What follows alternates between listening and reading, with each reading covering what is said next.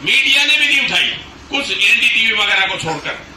तो जो इतना बड़ा मूवमेंट इस देश के अंदर चला है, विपक्ष नदारद रहा है। जब जू ही मोदी ने यू टर्न लिया, कांग्रेस ने 24 घंटे के भीतर 10-12 घंटे में अपना विजय दिवस मना ली। इसलिए इस देश के अंदर हमारा हक हकूक किसानों के नाम से मजबूत रहे, हमारी बात मानी जाए, हमारा मजदूर किसान की एकता इस देश के अंदर मौजूद रहे, ये आंदोलन एक रेगुलर रूप दे, रेगुलर फॉर्म बने, ये चले, ये बहुत जरूरी है।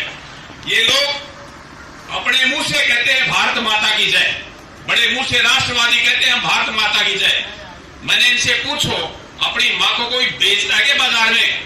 इन्होंने पूरे देश के रेलवे, बैंक, पूंजी, इस देश के सारे देश को बेच डाला। बेसर भी देखिए, हवाई अड्डे, रेल, हमारे बैंकों के 14 लाख बैंक एम्प्लॉइज हैं। अब जो क्रिप्टो करेंसी आ रही है, उसके पीछे इतना बड़ा षड्यंत्र है कि सारे बैंक के 14 लाख कर्मचारी रोड पे आ जाएंगे। ऐसा षड्यंत्र पूंजीवादियों का इस देश के अंदर आरएसएस ने पिछले 1952 से लेकर आज तक इनके छुपा हुआ एजेंडा था। और उन लोगों को ताकत देने की पीछे ऐसी कौन सी शक्तियां थी, आज किसानों को इतने बलिदान देने पड़ गए।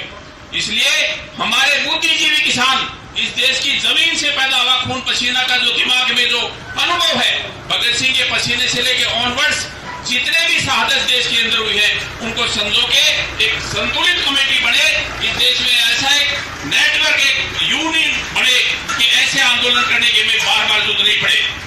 क्या मतलब हुआ? आज इसके बाद ये अगर चुनाव नहीं होते, अगर यह दबाव नहीं होता, इतना लंबा आंदोलन नहीं होता, 750 किसान अपनी जान नहीं देते, और किसान ये नॉर्थ इंडिया के इतना मजबूती से आंदोलन था, किसी भी नैतिकता के दायरे में ये लोग झुकने वाले नहीं थे। इनका पूरा इरादा था किसान को तहस करने का। इसलिए इनके षड्यंत्र को भापिए, इनका षड्यंत्र आगे काबिल नहीं हो, उसके लिए हमारी एक रणनीति बढ़े, हमारे एक नीतिबद्ध आंदोलन बढ़े, और पूरे देश के गांव का ढाणी में हमारा एक सेपरेट नेटवर्क बढ़े, किसान मजदूर का, दलितों का, वंचितों का, ओबीसी माइनॉरिटी सबका, जिससे ये पूंजीवादी शक्तियां इस देश को प्राइवेटाइजेशन में न झोंक पाए, इस देश को न बेच पाए। रेल बिकी, हवाई अड्डा बिक गया, बैंक बिक गया, एयरपोर्ट बिक गया, सड़क बिक गई, खेत बिकने को तैयार हो रहे थे, और किसी को शर्म नहीं आती, मीडिया को शर्म नहीं आती। इसलिए आपके बच्चों को आप पढ़ा रहे हो, आप कौन सी नौकरी लगा रहे हो? अंबानी 10 या 12 हजार रुपए उसको देगा। जिस ढंग से इस देश का प्रोडक्ट, इस देश की अर्थव्यवस्था एग्रो बेस्ड है, किसानी पे आधारित है, सारी नींव को इन्होंने ला दिया। कितने आंदोलन चले हैं साल भर, किसी दुनिया में नाती आंदोलन, फ्रांस की क्रांति, रशिया की क्रांति 1917 की इतनी बड़ी नेटवर्क आंदोलन कभी नहीं चला, इस देश के अंदर चला। उसके बावजूद भी इस आंदोलन के प्रति इन पूंजीवादियों की या अन्य किसी की सहमति नहीं रही। चंद किसानों के नाम पे इनको गाली दी गई। इसलिए 2-4 बिंदु कह के मैं मेरी बात ये कर रहा हूं कि जो चुनाव पद्धति, इलेक्टोरल जो सिस्टम हो गए हैं, जो पैसा देता है वो इशारा भी करता है।